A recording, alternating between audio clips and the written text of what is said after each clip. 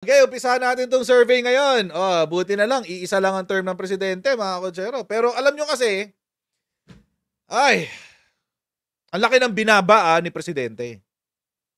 Ang laki ng binaba ni presidente sa survey, mga kotsero. And I would not be surprised. Actually, magugulat ako kung mataas ang survey ni presidente etong Setyembre. Ito kasi ganap. PBBM and VP Sara bumaba ang trust and approval rating. Yan po ang sinabi ng pahayag. Publicus po ang may karga ng pahayag. Yan po ang nangyari. Bumaba ang trust at approval ratings ni Pangulong Ferdinand Marcos Jr. at Vice President Sara Duterte batay sa survey ng Publicus Asia sa ikatlong bahagi ng taong 2023. Yan ang naganap. Tingnan natin yung survey. Laki oh. Laki ng binaba. Silang dalawa pareho. Lalo kay presidente. Ano ilan to? 7 points? Di ba? 7 percentage points kay presidente. Tapos sa trust rating, ilan? 8, 9? Ang laki ng tinamaan, mga kotsero. Laki ng tama. That's very significant, yung percentage points na yan. 7 percentage points. Laki. Si VP Sara, 5 percentage points. From 67 to 62. From a 61, ito 6, 55.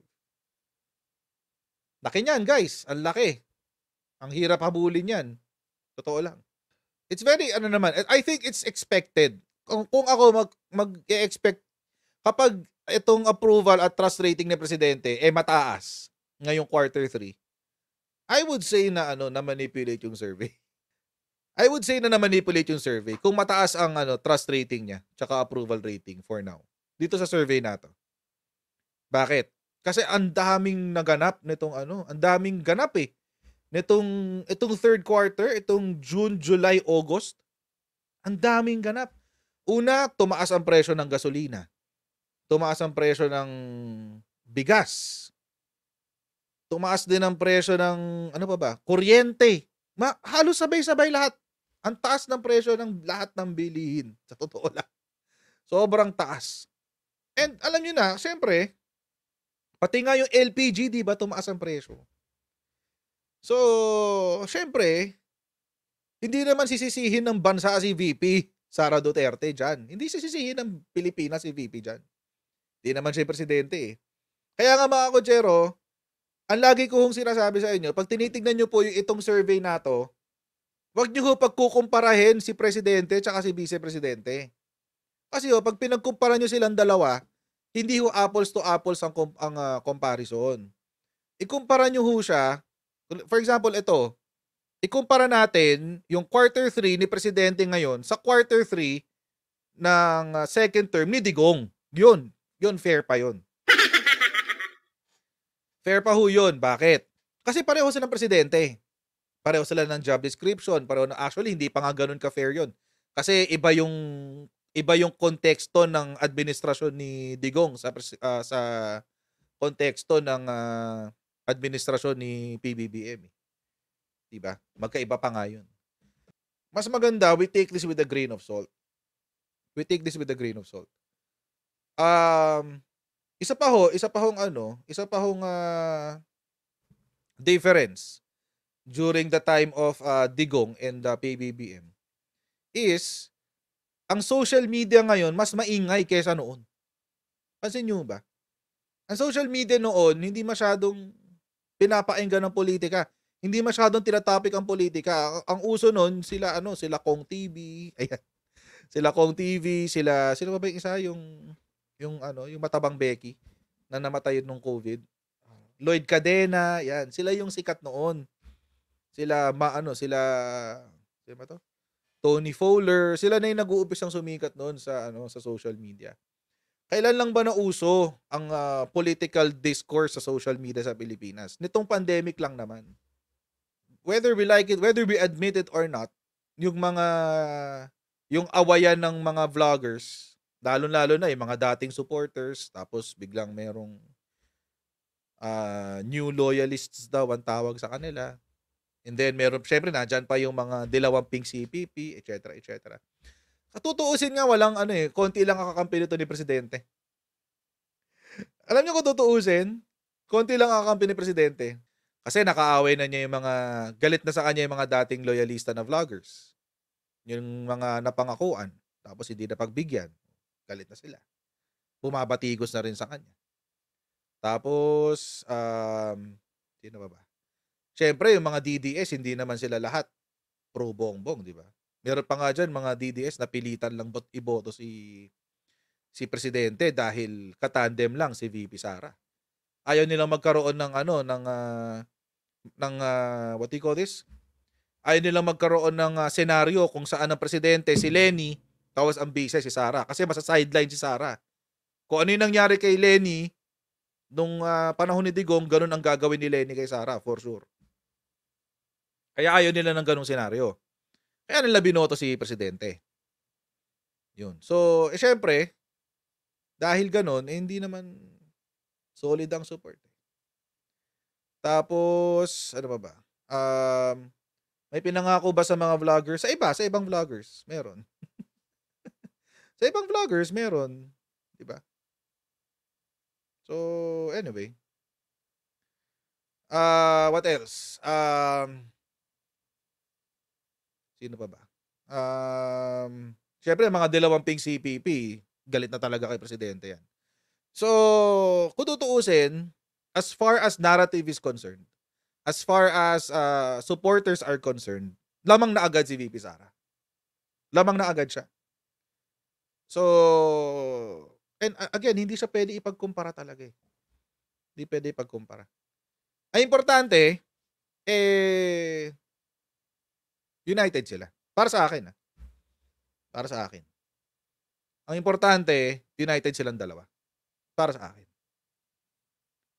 Ang medyo hindi ko nagustuhan dito sa survey na to is actually kung paano nag-react yung economic team ni presidente dito sa survey.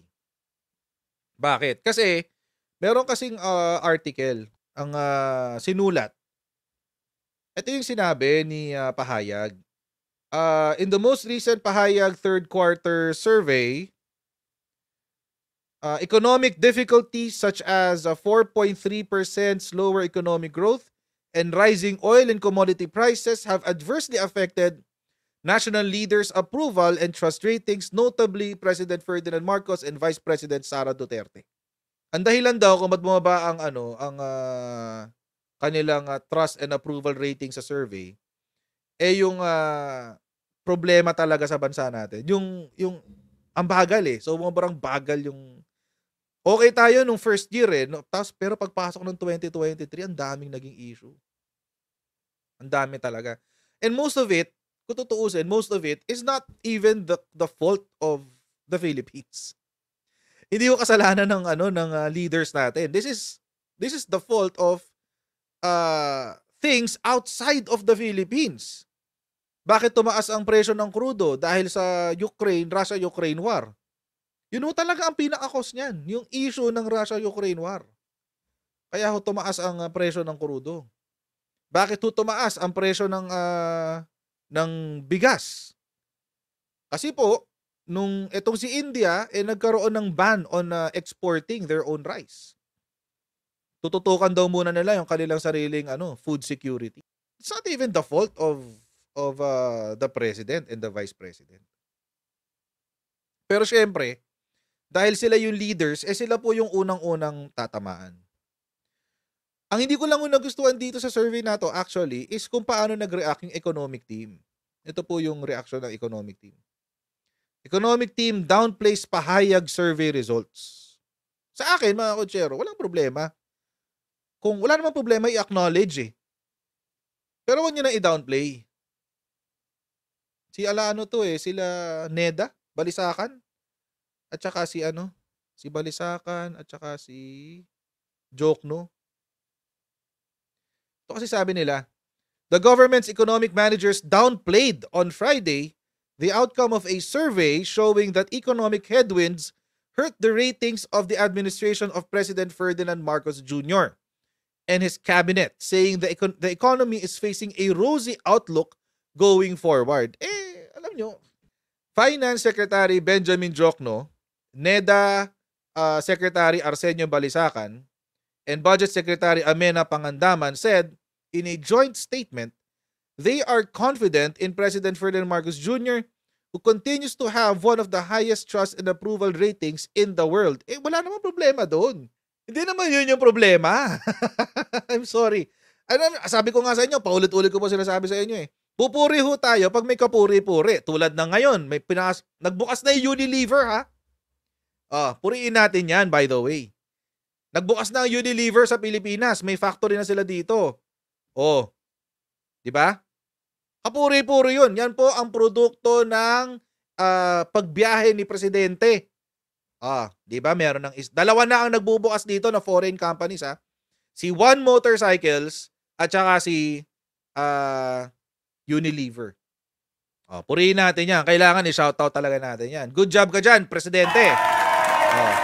Good job ka dyan. Ano pa ba? Ano ba yung mga bagong developments? Yung presyo ng bigas, unti-unti na bumababa. Unti-unti na yan. Presyo ng bigas, naaayos na. Bakit? Kasi yung smuggling, nahuli yung hoarders eh. Nahuli yung hoarders eh. Nung nahuli yung hoarders, dibistado, di nagkaroon ngayon yung surplus, yung kinikip ba? Kinukup. Basta yung tinatago na lang. Yung tinatago nilang supply, nailabas, naipamigay. Yun ang masakit doon actually, yung pinamigay eh. Totoo lang. yung di ba? Kasalanan din naman nila yung kasi smuggler sila, nag-hoard sila.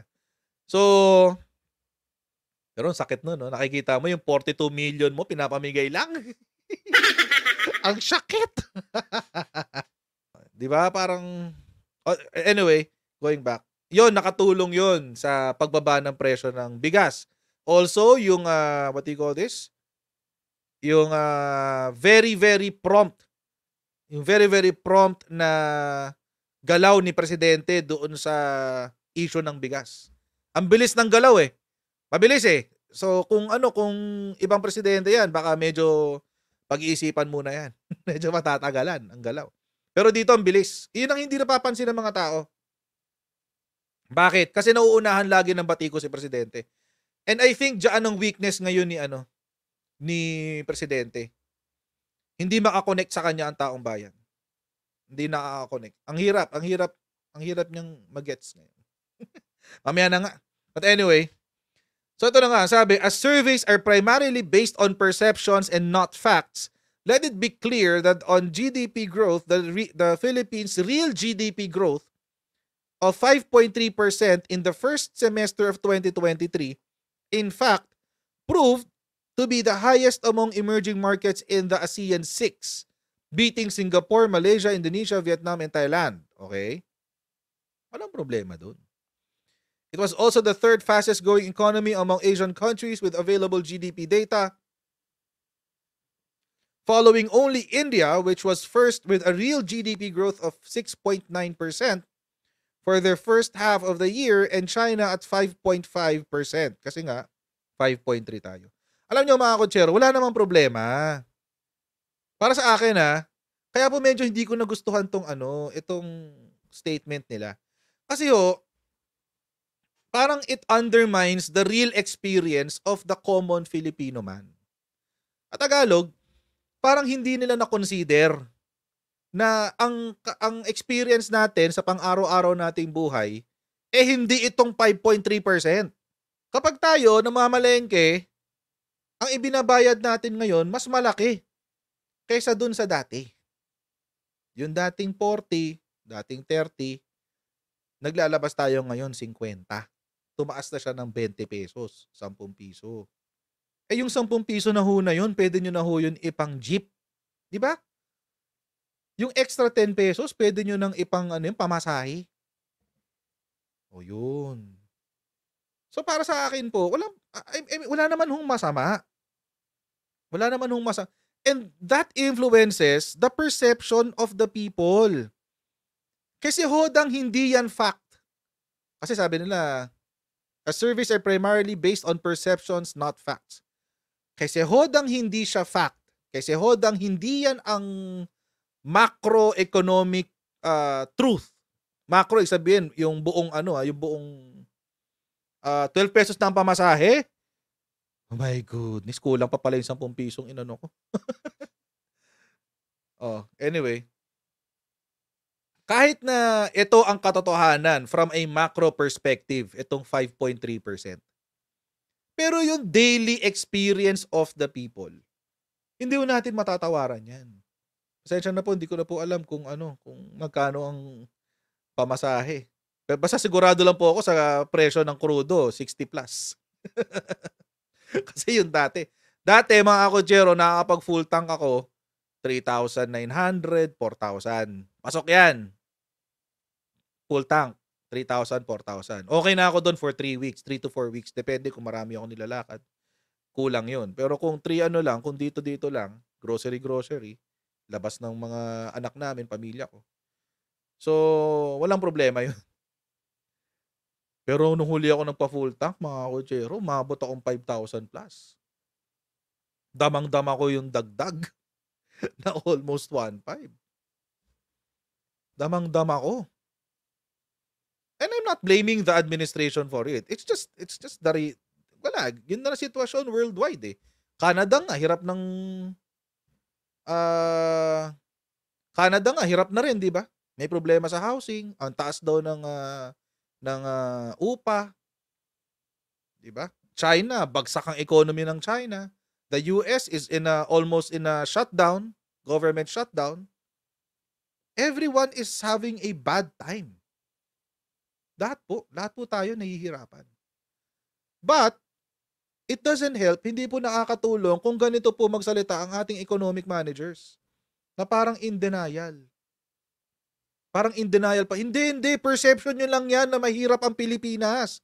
Perception nyo lang na naghihirap ang Pilipinas. In fact, nag-grow nga tayo ng 5.3% eh. O walang problema, nag-grow tayo ng 5.3%. Kaso nga lang, yung presyo ng bigas is still at 50, 60, 70. Sana po, alam naman po natin na hihirapan ng buong mundo. Alam natin yan. Walang problema dun. Pero sana po, wag na lang ho natin i-sugarcoat yung katotohanan. Nangyayari naman po talaga sa buong mundo yan eh. Wag na lang ho natin gamitin ito. Kasi alam nyo mga kotsero, ako lang naman.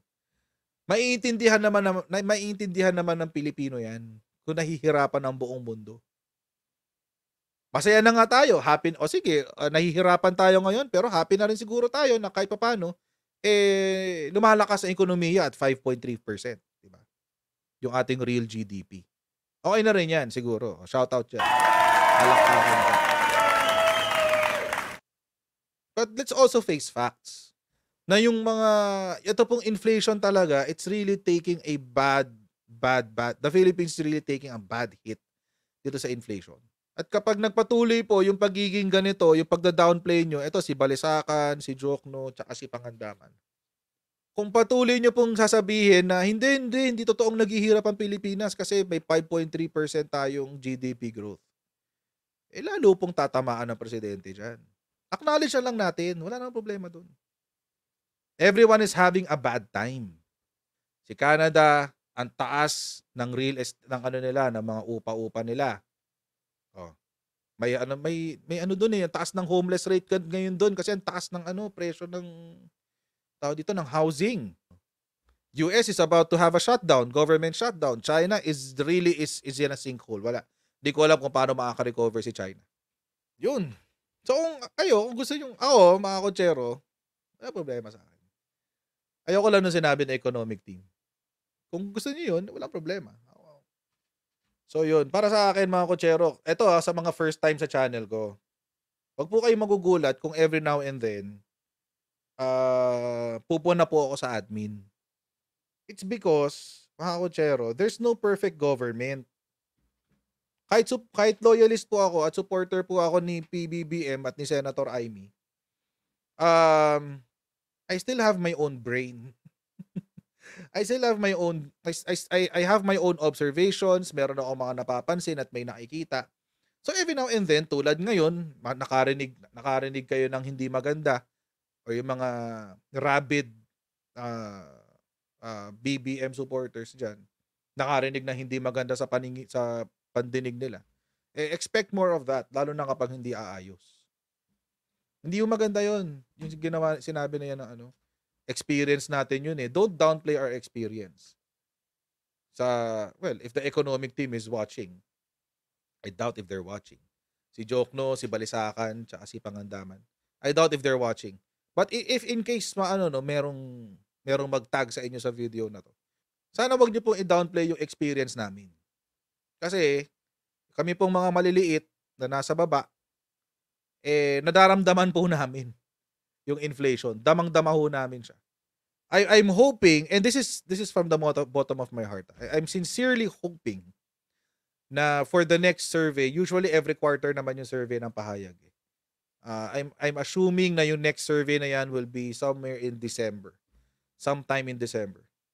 I'm hoping na maging siya. Na makabawi yung presidente.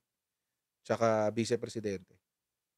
Ang tumama naman sa vice-presidente yung yung confidential funds. So sana next survey makabawi sila pareho. Yung 5 to 7% na nawala, maibawi nila para syempre. That would mean the confidence of the people is returning and it's a good thing. Hanggang dito lang po muna tayo for today's video. Maraming pong salamat sa inyong maraming pong salamat sa inyong patuloy na pagsuporta dito po sa ating channel. And don't forget to like, share, and subscribe! I'll see you next time in our next Coach Giant Live. Bye everyone! See you next time.